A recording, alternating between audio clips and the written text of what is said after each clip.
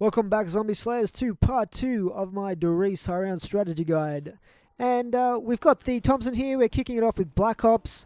And this weapon is really good, and you can actually keep it right the way through the game. It will still be useful for you. It gives you high mobility, and you can buy ammo off the wall. Upgraded, it's pretty decent as well. So in Black Ops, in this playthrough, what I'll be doing is hanging on to that Thompson. So as per normal, what I do is start off in spawn and then slowly make my way up to the double tap area. And when we get up to double tap, we'll be holding out there as long as we possibly can before we drop down and head up past the power switch towards the teleporter. And that, in a nutshell, is the strategy that you can use. And when we get into the higher rounds, I'll show you what happens after you end up in the teleporter area. But for the time being, the rounds are going to be short enough that we're not even going to have to worry about that yet. And you can see that the Bowie knife is still a one-hit kill here, so we're going to town with that as much as we can, try and get our points. And then we'll slowly be retreating a little bit here past the power switch in this area of the map.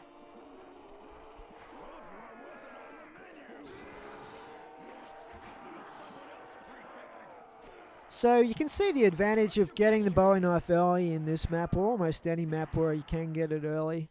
You do get a lot of points. It just makes things a lot easier for you. So even though a lot of people do tend to camp in that power switch area and keep the back gate shut as long as possible, it's probably actually going to be easier in solo if you just get the Bowie knife once you've got enough points. Now I'm going to show you something unique to Riese here. If you go prone at the bottom of a perk machine, you will actually get a quarter from each perk machine. It's actually rounded up to 30 points. So there you go, you can get an extra 120 points. Not that that's going to do much for you just by doing that. Alrighty, now getting back to the World of War version here. We're at round 9, and we've actually got the MP40, and we'll be using that a little bit here. So kicking it off in the spawn area here, as we like to do, and then you want to slowly make your way up towards double tap once the zombies start coming in. Nearly killed myself with a grenade there. Unfortunately, there's no flopper in Riese, so you want to be careful with that.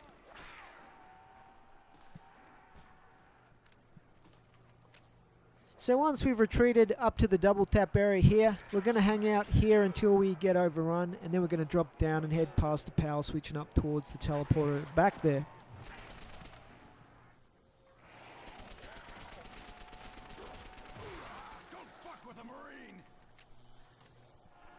Now the MP40 is a lot of people's weapon of choice in zombies, but personally I don't really like it that much. I don't like the relatively slow rate of fire. A little bit of the negativity from the overuse of it in World at War maybe has rubbed off on me, but I'm not a huge fan of the weapon. I much prefer the Thompson, to be honest with you, but I think I picked that thing up when I was linking one of the teleporters when I was running short of ammo. So we'll use that until it runs out, and then we'll get something different. And here I'm buying Speed Cola once again. So we've got that for the World at War game that we're in here. And basically you can quite easily get all 4 perks in this map.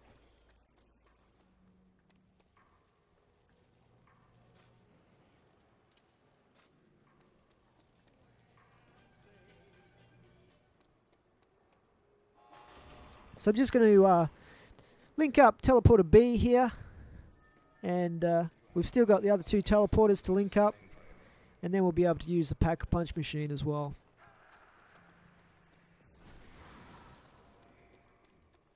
So you've got 30 seconds to link up each teleporter, and when you do link them up, you do get a free drop here down in the spawn area. So in this case, I think I get a max ammo, so I'll be stuck with the MP40 a little bit longer. Let's flip across now to Black Ops. And in Black Ops, I'm just sticking down a few of my bouncing betties here.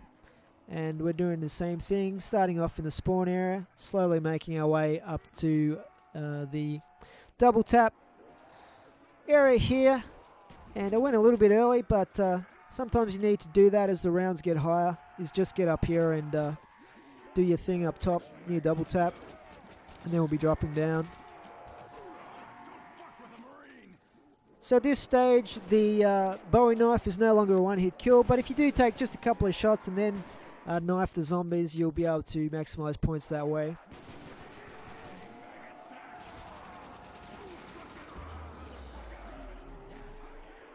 Okay, get a nuke there, so that speeds things up a little bit. And I'm just going to head back through and around to the spawn area, because once you get a nuke, the zombies will start spawning in all around you. So just to make it a little bit safer, especially in the longer rounds later on, it's best to reset and head back to your spawn area and then go back up to double tap, something like that. But on a case-by-case basis, you know, you've got to read the game at the time and see what's best at that particular point in the game. Alright, now let's flip across to World at War once again. And we've got a dog round here at round 11. So I've got a Betty minefield planted here in the spawn area, and I tend to do that to deal with dogs. And the Betties will kill the dogs pretty easily for you. You almost don't need to shoot your weapons, but I will, because I want to save a few of the Betties for later if I can. Okay, so let's finish off the last couple of dogs here, and we'll get our max ammo. And basically one of the great things about dog rounds is it does speed up the length of the rounds, because the rounds are so short when you get dogs. So let's head through here, and we'll actually link the last of our 3 teleporters so that we can access the Pack-a-Punch machine. And you'll notice I just grabbed the trench gun off the wall there. I'll explain that a little bit later, but it is an important part of my tactic that I'll be using in this World at War playthrough. Okay, so let's head back and link that teleporter quickly, because the round is starting here. So we've got zombies spawning in, and I'm not even going to hang around and see what drop I get. I don't really need anything important here. I've already got my max ammo from the dogs, so it's not like I really need a nuke or anything like that.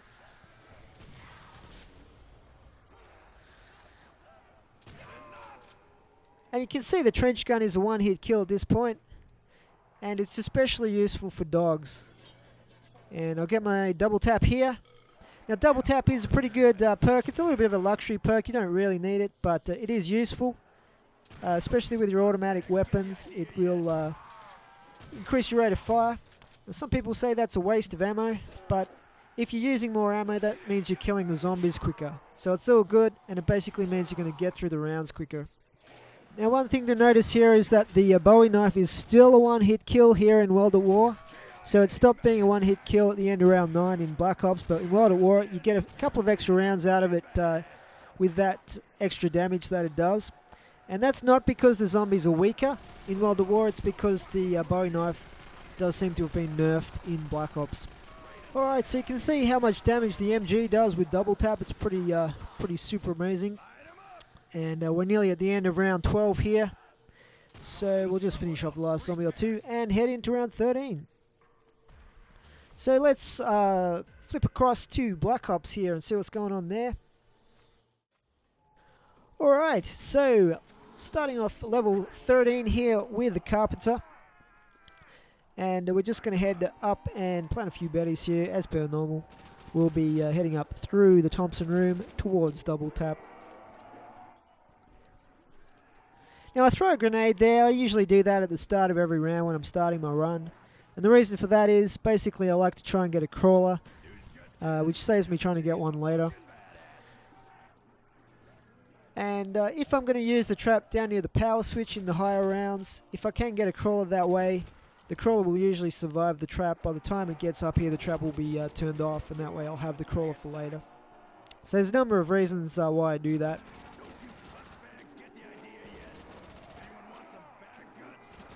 Okay, so we're just about to get overrun here, and what I'll do is drop down and head slowly up towards the teleporter here.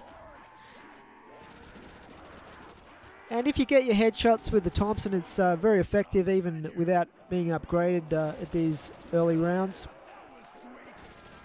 And we're basically at the tail end of round 13 here. Now you can see I've actually got the Wonder Waff, and I got that out of Mystery Box a round or two just before this one. And the Wonder Waff is really the classic zombies wonder weapon. It was introduced in the map before this Shino Numa, and in this particular map in Riese, the Wonder Waff is a brilliant weapon to use in Black Ops. It will shoot a bolt of lightning that can take out 10 zombies at a time. In the World of War version of Riese, though, it does even more damage. If you pack-a-punch it, it actually kills 24 zombies at a time. But the drawback is, and it's a major one, is that if you get any splash damage whatsoever from using the Wonder Waff, it negates the effect of your Jug. So you no longer have Juggernog for the rest of the game if you're playing solo. And the only way you can get it back if you're playing co-op is if you get downed and lose your perks. You can then buy it back again. But for that reason alone, I would not buy it at all and not use it at all in World at War, in Riese. In Shino Numa, it's okay to use it. Doesn't seem to have the same effect. But in Black Ops, it's a very, very good weapon to have, and it's a one-hit kill up to any level. Okay, so I'm just going to pack-a-punch the Thompson here and get the Gibbs-O-Matic out of the pack-a-punch machine, and we will continue this video series shortly.